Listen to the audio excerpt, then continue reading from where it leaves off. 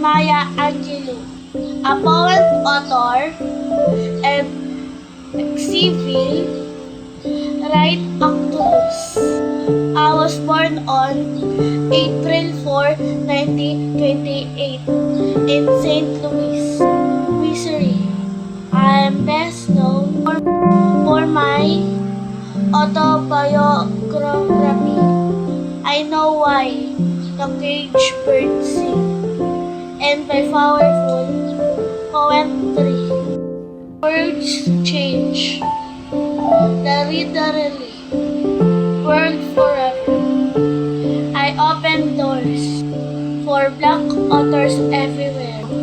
Have you ever felt afraid to speak your truths? As a child, I struggled with selective mutism. For 5 years, I stopped speaking completely.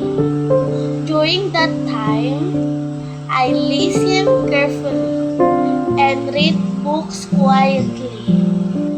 Readings because my safe place.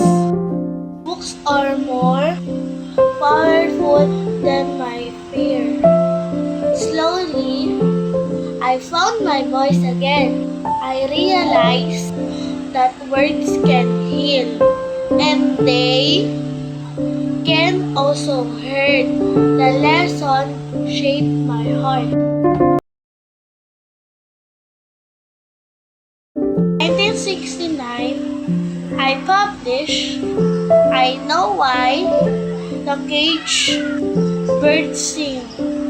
It became one of the most important autobiographies in American literature.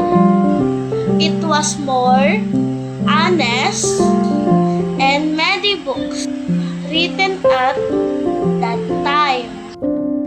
I also worked with civil rights leaders like Martin Luther King Jr.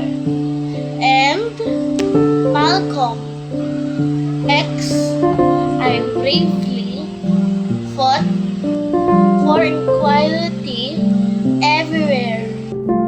In 1993, I recited my poem at the U.S. presidential inauguration. My voice was stronger than ever. I believe people should stand up for justice. We must never be silent in the face of discrimination.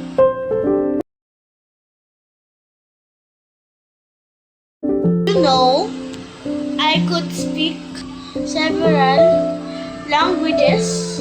I was also a singer, actress, and dancer. I worked confidently on stage and on screen.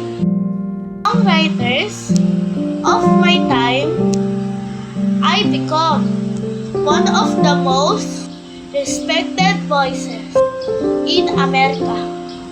However, I remain humble and grateful.